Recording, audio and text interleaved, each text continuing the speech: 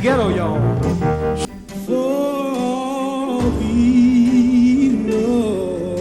I don't know how he did it, but it was it's something that pain really is still in my heart. Donny Hathaway was a talented singer with a voice full of emotion.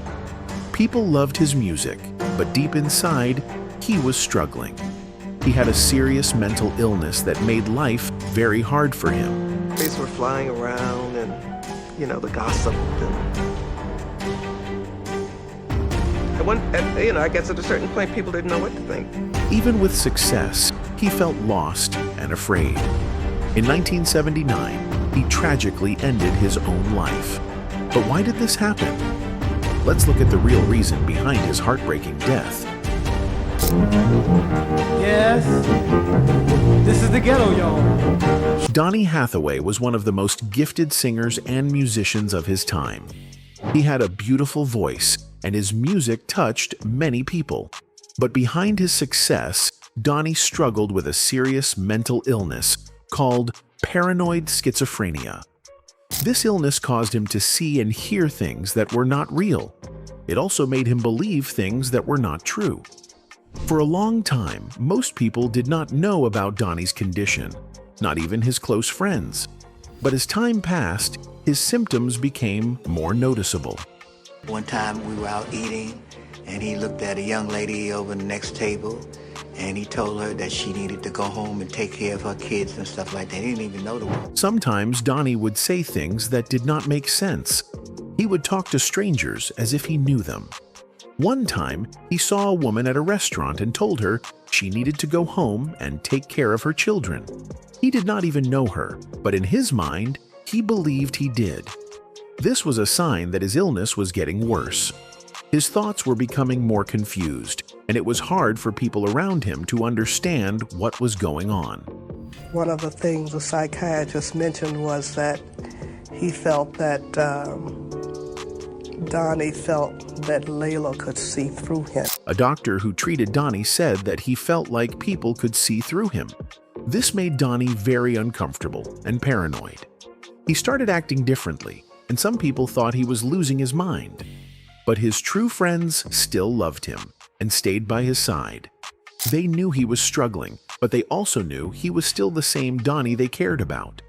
Even with his illness, Donny continued making music. In 1973, he released his third solo album, Extension of a Man. But it did not do as well as his previous albums. People expected another big hit, but the album did not sell many copies. Even though he was struggling with his mind, Donny still tried to keep performing. He wanted to stay connected with his fans and continue doing what he loved. As his illness got worse, Donny had to go in and out of hospitals. It was difficult for his friends and family to see him like that. One of his friends visited him in a private hospital. Donny was sitting at a piano, wearing his robe and pajamas. Even though he was sick, he still played music. It was clear that music was his life, and he could not stop making it, no matter what he was going through. And he came out and played one of the best sets I ever heard him play in my life. After Extension of a Man, Donny did not release another solo album. There was very little promotion for his music, and he started to disappear from the public eye. People began to wonder what had happened to him. Rumors started spreading, but nobody really knew the truth. His illness had taken over his life, and he could not keep up with his career the way he wanted to. Him once, he was in one of the private hospitals in the city. Donnie was sitting there at the piano with his cap on and his robe and his pajamas, and he was just playing. Donny lost touch with his friends. His marriage ended, and he became distant from his family. His daughters barely remember him from that time. One of them said, "I don't really have a memory about my dad. I was maybe 6 or 7. I only know what I've been told." After years of being away from music, Donny tried to make a comeback. But by then, things had changed. Disco music had taken over, and many of his old friends in the industry had moved on to a new sound. Donny had spent 5 years in obscurity, dealing with his mental illness. But he wasn't ready to give up. He reunited with Roberta a longtime friend and musical partner. Their past songs were loved by fans, and they planned to create more. One song, The Closer I Get to You, was included in Roberta's album Blue Lights in the Basement. The closer I get to you. It became a massive hit. Radio stations played it non-stop and people loved it. For a moment, Donnie was back. The song climbed the charts, reaching number 2. It felt like Donnie had never left. His talent was still there, and people still appreciated his voice. His fans were happy to hear his music again. Encouraged by this success, Donnie went straight back to the studio. He and Roberta planned to record an entire album of duets. It was an exciting time, and everyone believed it would be a big success. Donnie traveled to New York to record new songs. One of them was You Are My Heaven, a song co-written by Stevie Wonder and Eric Mercury. You are my love. You are my heaven. It was a beautiful song, and people were excited about it. Stevie himself believed it was something special, but no one knew it would be the last song Donnie would ever record. Even though his voice was still as strong as ever, Donnie's mental health was getting worse. His illness took many things from him, but it never took away his ability to sing. People said that when he sang, it was like hearing something holy. His voice was filled with emotion, and it touched people deeply. But outside of the music, Donnie was struggling. Some people believed he should not have been working at all. He needed rest, not recording sessions. The night Donnie recorded his last song, something went wrong. He was singing well, but suddenly he had a breakdown. He ran out of the studio, screaming. He was scared and confused. He huddled in a corner, crying. A friend tried to calm him down and asked what was wrong. Donnie said, "Too many people are trying to kill me."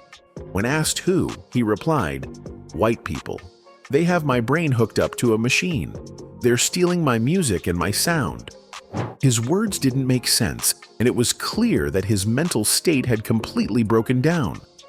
He was like huddled in a corner crying. And I said, "Donnie," I said, "Brother, what's up?" He said, "Them too many, they're trying to kill me." I said, "Who?" He said, "White people." He said, "They have my brain hooked up to a machine, and they're stealing my music and my sound." The recording session had to be stopped. The musicians packed up their instruments and left. It was a heartbreaking moment. Donnie was clearly unwell, and those around him felt helpless. They didn't know what to do. He needed help, but at that moment, nothing could be done. That night would be the last time Donny Hathaway ever recorded music. The phone was ringing. I answered the phone, and it was Roberta. She told me what had happened. Earlier that evening, Donnie mentioned to his manager, Ed, that he needed to discuss something important. But before he could say more, he stepped into an elevator. Ed thought, "If it's urgent, Donnie will call me later." Later that night, around 11 p.m., the Midtown North Police Station in New York City got a troubling call. Someone had either fallen or jumped from the 15th floor of the Essex House on Central Park South. Tragically, that person was Donny Hathaway. When the police arrived, they looked closely at the situation. They said Donnie had taken his own life, but some things didn't make sense. There was no suicide note in his room, which was locked from the inside. His belongings, including his music tapes and sheet music, were all untouched. Everything seemed normal, except the window in his room was wide open on that cold, rainy winter night. Even more puzzling, the safety glass from the window had been neatly placed on the bed. Ed got a call from the building's security, telling him something had happened. Moments later, a guard knocked on his door to share the devastating news. Donnie was gone. Ed was heartbroken and shocked. He couldn't stop wondering what Donnie had wanted to tell him earlier that night. Later that night, the phone rang. Donnie's friend picked up. It was Roberta, another close friend. She was crying. She had terrible news. Donnie was dead. He had fallen from his hotel window at the Essex House. He was only 34 years old. And I don't know how you did it, but it was it's something that pain really is still in my heart, you know. By early Sunday morning, when the news spread, the music industry was shaken. Many people could not believe it. His death was ruled a suicide, but some were not sure. His family and friends had a hard time accepting it. They knew Donnie had struggled with his mental health, but did he really mean to end his life? It was such a shock. The music industry stopped for a minute. Some people believed Donnie had thought about suicide before, but never had the courage to do it. Others thought he may have fallen by accident. He used to open windows and stick his head out to sing. Maybe this time, he lost his balance. Or maybe something else happened that night that no one knew about. At Donnie's funeral, Reverend Jesse Jackson offered a different view. He suggested that Donnie's death could have been an accident. He reminded people that Donnie had a habit of leaning out of windows as a child, pretending that the birds were his congregation, as if he were preaching to them. This story painted a picture of Donnie as someone who had a deep connection with the world around him, but it didn't make the reason for his death any clearer. His death left many questions. Was it truly suicide? Was it an accident? Or was there more to the story? There were even rumors that someone pushed him. But the sad truth is, many people with paranoid schizophrenia die by suicide. It is a painful disease that takes away their peace and makes them live in fear. I'm gonna stop you from saying goodbye. Donny Hathaway was born in Chicago, Illinois, into an African-American family. His mother was Drusilla Huntley. However, he was raised by his grandmother, Martha Pitts, also known as Martha Crumwell, in St. Louis, Missouri. They lived in a housing project called Carr Square. Donnie's grandmother was a gospel singer, and she introduced him to music at a very young age. By the time he was 3, he was already singing in the church choir. I like to do blues as a reflection on a period past and present in black people's lives, because it is the secular side of the religious music that we had in our church. He also started learning how to play the piano. Music was a big part of his life from the beginning. In those days, I used to think that we had two geniuses on Atlantic, Aretha Franklin and Ray Charles. When Donny Hathaway signed up, I announced to one and all that I think we have found our third genius. As he grew up, he continued to develop his musical skills. He went to Vashon High School and finished in 1963. After that, he got a scholarship to study music at Howard University in Washington, D.C. There, he met Rick Powell, who became his roommate and later played a big role in Donnie's career. Rick was a drummer, and the two of them worked together in a group called the Rick Powell Trio. Donnie was also a member of a fraternity at Howard, but before finishing his degree, he decided to leave school. He and Rick got offers to work in the music business, and they chose to follow their dreams. They started working with Curtis Mayfield at Curtom Records in Chicago. Donnie had many talents. He wrote songs, played instruments, and helped produce music for other artists.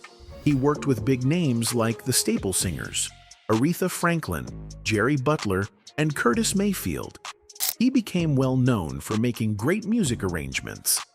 In 1969, he recorded his first song under his own name. It was a duet with singer June Conquest called I Thank You Baby.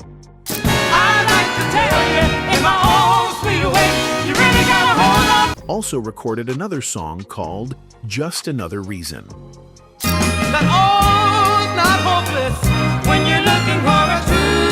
That same year, Donnie signed a contract with Atco Records, which was part of Atlantic Records. A famous musician named King Curtis discovered him at a music event and helped him get the deal.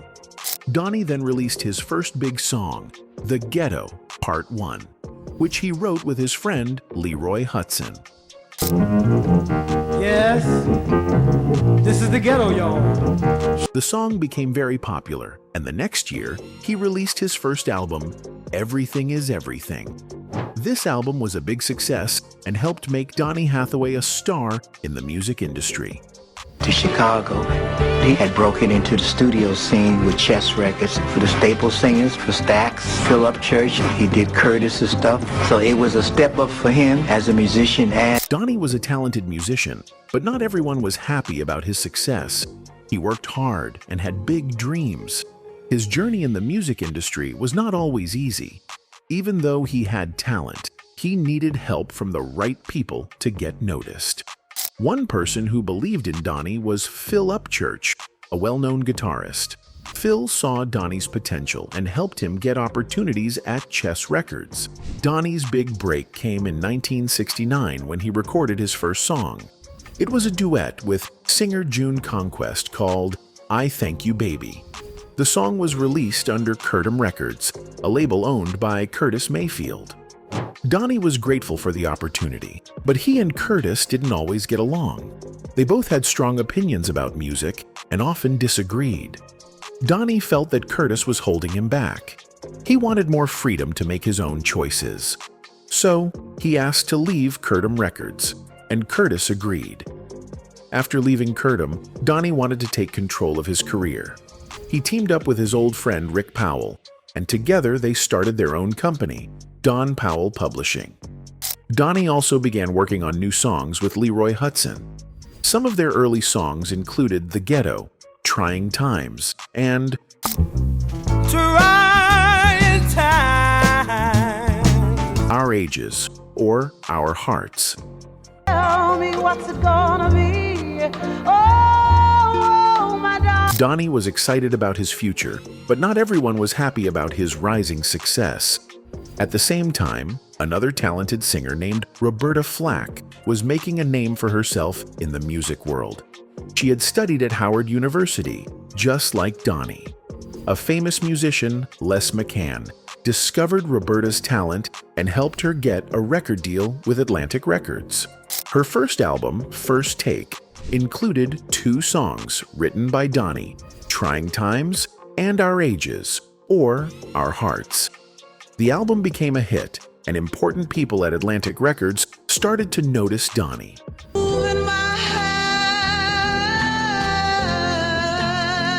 Jerry Wexler, a big name at Atlantic Records, wanted to sign Donnie and Rick.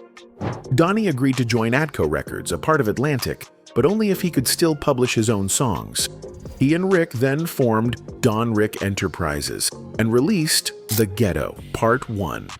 The song became very popular and climbed the music charts. Donnie was becoming more famous, but his success made some people jealous. Curtis Mayfield, who now saw Atco Records as a rival, was not happy.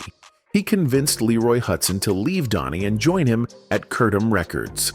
This was a big disappointment for Donnie, but he didn't give up. He kept working hard. During this time, Donnie recorded This Christmas. When it was first released, it was not a big hit. But years later, in 1991, the song became a holiday favorite. His success with The Ghetto made Atco Records believe in him even more. They asked him to record a full album. With Rick Powell by his side, Donnie created Everything Is Everything. This album showed Donnie's incredible talent. He mixed different styles of black music, creating a unique sound that people loved.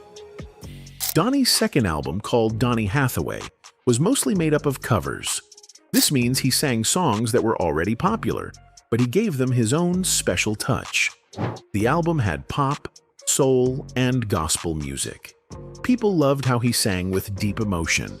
His voice was rich, and he could make any song sound powerful and beautiful.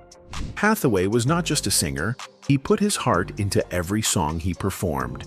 His third album was a duet album with Roberta Flack. The album was called Roberta Flack and Donny Hathaway. Roberta Flack was someone he knew from Howard University, and they worked well together. Before this album, Hathaway had already sung backup for Roberta on her famous song, Killing Me Softly, with his song.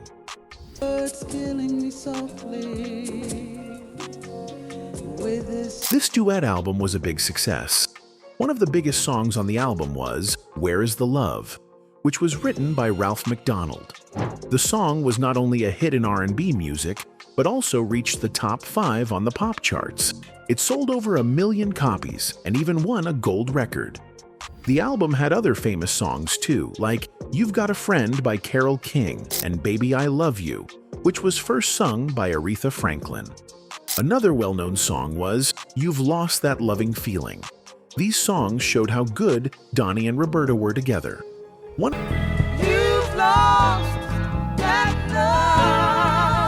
One of Donny Hathaway's most important albums was Live, released in 1972. Many people say this is one of the best live albums ever recorded. A live album means it was recorded during a concert with an audience. It was recorded in 2 different places. One part was recorded at the Troubadour in Hollywood, and the other part was recorded at the Bitter End in New York City. People loved the energy of this album. You could hear the passion in Hathaway's voice and the excitement of the audience. It made people feel like they were right there at the concert with him. Even today, people still talk about how amazing this album is. Another one of Hathaway's famous songs is This Christmas. This song came out in 1970 and has become a holiday favorite. Every year during Christmas, people play this song on the radio, in stores, and at family gatherings. Many different artists have sung their own versions of This Christmas, including Aretha Franklin, Stevie Wonder, and Chris Brown. The song has been used in movies, commercials, and TV shows. It is one of the most loved Christmas songs ever. Besides making his own albums, Donny Hathaway also worked on soundtracks for movies and TV shows. One of the most well-known projects he worked on was the theme song for the TV show Maude. Uncompromising, enterprising, anything but tranquilizing.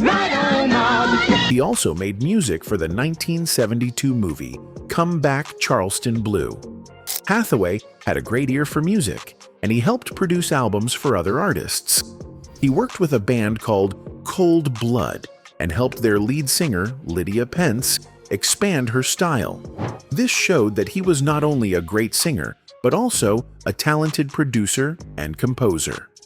In 1973, Hathaway released his last studio album, Extension of a Man. This album had a mix of different styles, including pop, R&B, and even symphonic music. Some of the most popular songs from this album were Love, Love, Love, You made me fall in love with you. Now I don't know just what and I Love You More Than You'll Ever Know. more than you'll ever know. These songs did well on the pop and R&B charts. Another special song from this album was Someday We'll All Be Free. This song became very important in his career. There was also a 6-minute instrumental song called I Love the Lord, He Heard My Cry. Hathaway once said that he always loved pretty music, and that's why he wanted to write songs like these. He was influenced by classical composers like Ravel, Debussy, and Stravinsky, even though he didn't name one specific influence. His love for beautiful music showed in the way he created and performed his songs. Even after Extension of a Man, Hathaway continued making music. In 1978, he reunited with Roberta Flack for another duet, The Closer I Get to You. This song was a huge hit. It reached #1 on the R&B chart and #2 on the pop chart. People loved hearing their voices together again. Around the same time, Hathaway released a solo song called You Were Meant for Me.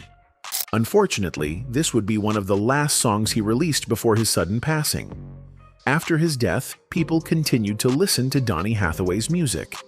His song, Someday We'll All Be Free, became even more meaningful.